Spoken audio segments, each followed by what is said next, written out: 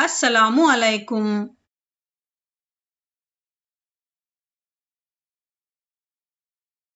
प्यारे बच्चों, आज हम सीखेंगे जमा बगैर हासिल वाली। मजमून रियाजी, तीसरी जमात। अकरम के पास 100 मोती वाले 3 बटवे हैं। रूही के पास वैसे ही 5 बटवे हैं। कुल कितने बटवे हुए? अब हम इन बटवों की जमा करेंगे। 1, 2, 3, 4, 5, 6, 7, 8। कुल 8 बटवे हुए। दोनों के बटवों में कुल कितने मोती हैं? एक बटवे में 100 मोती हैं। इस तरह से हम तमाम बटवों के मोतियों की गिनती करेंगे। 100, 200, 300, 400, 500, 600, 700, 800। तो कुल 800 मोती हैं। अकरम के पास 100 रुपये के 2 नोट, 10 रुपये का 1 नोट और 1 रुपये के 5 सिक्के हैं। इसी तरह रूही के पास 100 रुपये का 1 नोट, 10 रुपये के 3 नोट और 1 रुपये के 2 सिक्के हैं। तो दोनों के पास मिलकर 100 रुपये के कुल कितने नोट हैं? 1, 2, 3। दोनों के पास मिलकर 100 के 3 नोट हैं। 10 रुपये के कुल कितने नोट हैं? 1, 2, 3, 4। तो 10 रुपये के 4 नोट हैं।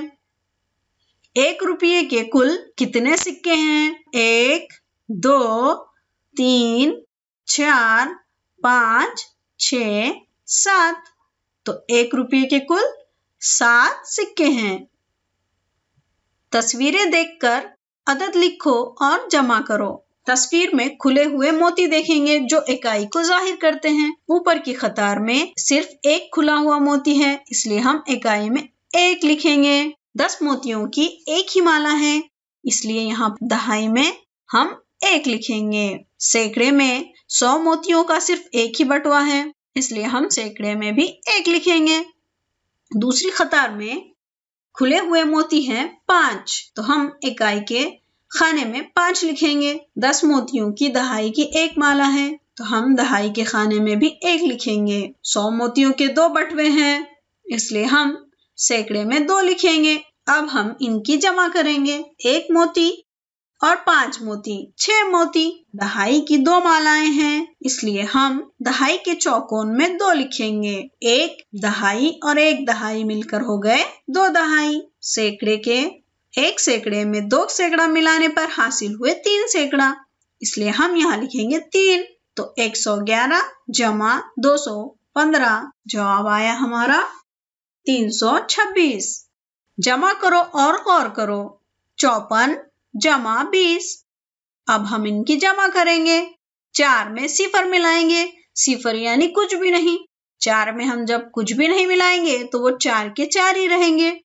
5 में हमें 2 मिलाना है। 5 में 2 मिलाने पर जवाब आया है 7।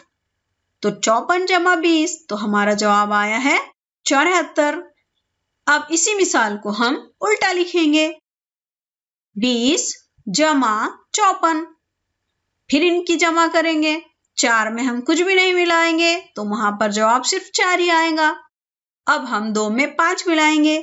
2 में 5 मिलाने पर जवाब आया है 7। तो 20 जमा 54 बराबर जवाब आया है 74।